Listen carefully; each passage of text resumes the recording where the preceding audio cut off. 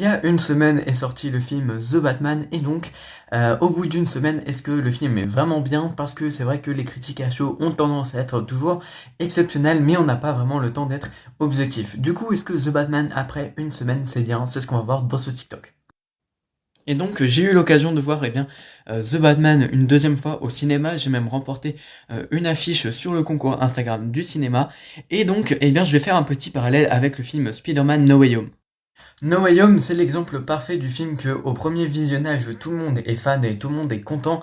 Tout le monde se rend compte à quel point le film est exceptionnel lors de son premier visionnage parce que le fan service a clairement pris le dessus. Puis on va le voir une deuxième fois, puis une troisième fois, et on se rend compte qu'en fait, objectivement, le film, il est pas ouf. Et même au niveau de la troisième fois, tu te dis qu'en fait, le fan service, c'était un petit peu loupé parce que t'as pas l'impression d'avoir vu un bon film, et encore, t'as l'impression qu'ils ont gâché le fan service. C'est un petit peu ce que je me dis maintenant avec Spider-Man No Way Home, c'est que j'ai pas l'impression que le film il était super au final. J'aurais dû ne le regarder qu'une seule fois pour vraiment avoir la première expérience qui était pour moi la plus sympathique, puisque après mon avis a changé sur le film.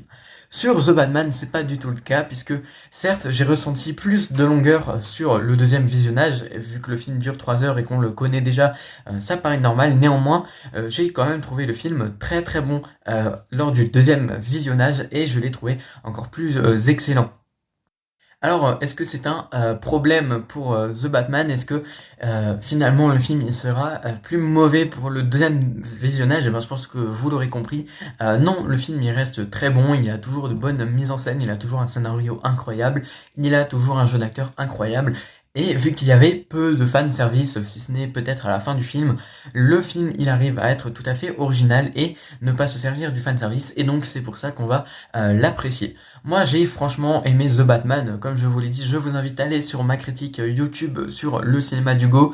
J'ai vu The Batman où vous pourrez avoir mon avis d'environ une demi-heure, donc oui c'est assez long, ils m'ont fait une grosse critique du film. Ici j'ai pas forcément le temps de l'exprimer, mais vous l'aurez compris, The Batman ça reste le meilleur film qu'on ait vu depuis ce début d'année.